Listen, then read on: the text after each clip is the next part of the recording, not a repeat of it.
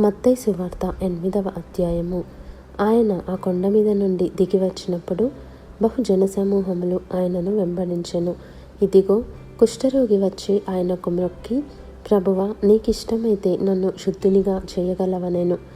అందుకాయన చెయ్యి చాపి వాని ముట్టి, నాకిష్టమే, నీవు శుద్ధుడవు కమ్మని చెప్పగా తత్క్షణమే వాని కుష్ఠరోగము శుద్ధి ఆయెను.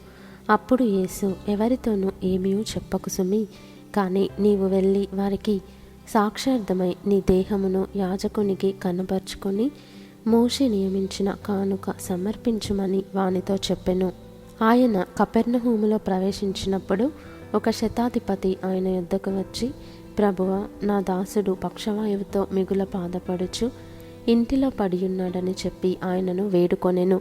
యేసు, నేను వచ్చి వాని స్వస్థపరచెదనని అతనితో చెప్పగా, ఆ శతాధిపతి, ప్రభువా, నీవు నా ఇంటిలోనికి వచ్చుటకు నేను పాత్రుడను కాను. నీవు మాట మాత్రము సెలవిమ్ము, అప్పుడు నా దాసుడు స్వస్థపరచబడును. నేను కూడా అధికారమునకు లోబడిన వాడను. నా చేతి క్రింద సైనికులున్నారు. నేను ఒకని పొమ్మంటే పోవును, ఒకని రమ్మంటే వచ్చును, నా దాసుని ఈ పని చేయుమంటే చేయును అని ఉత్తరమిచ్చెను. యేసు ఈ మాట విని ఆశ్చర్యపడి వెంట వచ్చుచున్న వారిని చూచి, ఇశ్రాయేలులో నెవనికైనను నేనింత విశ్వాసం ఉన్నట్టు చూడలేదని నిశ్చయముగా మీతో చెప్పుచున్నాను. అనేకులు తూర్పు నుండియు పడమట నుండియు వచ్చి అబ్రహాముతో కూడాను, ఇస్సాకుతో కూడాను, యాకోబుతో కూడాను పరలోక రాజ్యమందు కూర్చుందురు గాని రాజ్య సంబంధులు వెలుపటి చీకటిలోనికి త్రోయబడుదురు. అక్కడ ఏడ్పును పండ్లు కొరుకుటయు ఉండునని మీతో చెప్పుచున్నానెను.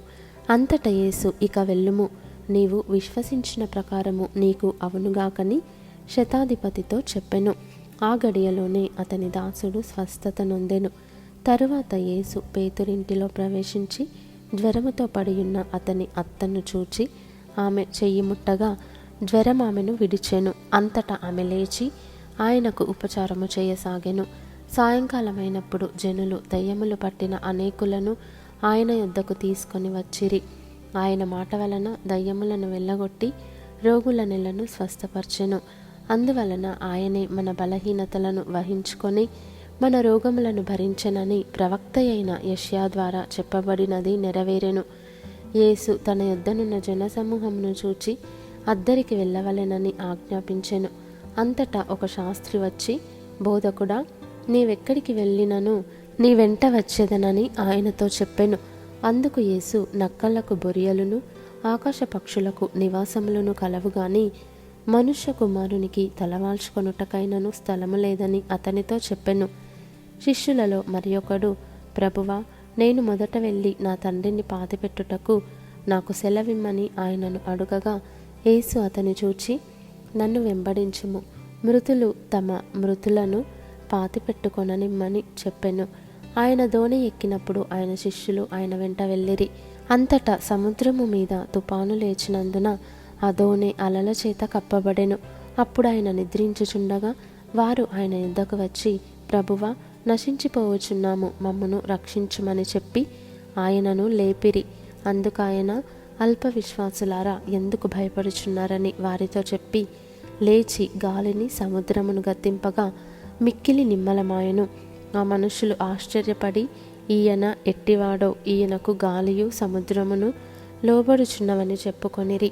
ఆయన అద్దరినున్న గదరేనీయుల దేశము చేరగా దయ్యములు పట్టిన 2 మనుష్యులు సమాధులలో నుండి బయలుదేరి ఆయనకు ఎదురుగా వచ్చిరి. వారు మిగుల ఉగ్రులైనందున ఎవడునూ ఆ మార్గమున వెళ్ళలేకపోయెను. వారు, ఇదిగో, దేవుని కుమారుడా, నీతో మాకేమి, కాలము రాకమునుపే మమ్మను బాధించుటకు ఇక్కడికి వచ్చితివా అని కేకలు వేసిరి. వారికి దూరమున గొప్ప పందుల మంద మేయుచుండగా ఆ దయ్యములు, నీవు మమ్మును వెళ్ళగొట్టిన ఎడల ఆ పందుల మందలోనికి పోనిమ్మని ఆయనను వేడుకొనెను. ఆయన వాటిని పొమ్మనగా అవి ఆ మనుషులను వదిలిపెట్టి ఆ పందులలోనికి పోయెను. ఇదిగో, ఆ మందంతయు ప్రపాతము నుండి సముద్రంలోనికి వడిగా పరిగెత్తుకొని పోయి నీళ్లలో పడి చచ్చెను. వాటిని మేపుచున్నవారు పారిపోయి పట్టణంలోనికి వెళ్ళి జరిగిన కార్యములన్నీయు దయ్యములు పట్టిన వారి సంగతియు తెలిపిరి. ఇదిగో, ఆ పట్టణస్థులందరూ యేసును ఎదుర్కొని వచ్చి ఆయనను చూచి తమ ప్రాంతములను విడిచిపొమ్మని ఆయనను వేడుకొనిరి.